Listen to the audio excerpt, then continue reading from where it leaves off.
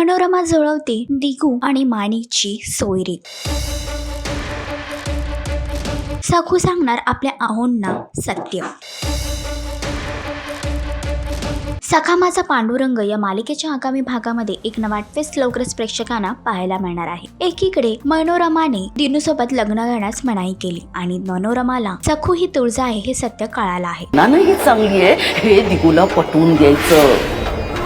Pass झालं आता आहोंना तर दुसरीकडे आता मनोरमा तिच्यावर भर देत आहे की तू दिगूचं मन बदल। माणिक रूपाने किती सुंदर आहे आणि ती आतूनही एवढी सुंदर आहे असं पटवून दे, कारण मला माणिक आणि दिगू या दोघांची सोयरीक जुळवायची आहे। तर आता सखूने देखील निर्धार केला आहे की ती आपल्या आहोंना सत्य सांगणार। तर सखू आपल्या आहोंना सत्य सांगू शकेल का? दिगू आणि सखू पुन्हा एकदा नव्याने संसार करतील का? तुम्हाला काय वाटतं हे कमेंट करून नक्कीच सांगा आणि असेच अपडेट जाणून घेण्यासाठी तुम्ही आमचा चॅनल डेली चक्कर रिजनल याला लाईक, शेअर आणि सबस्क्राईब नक्कीच करा।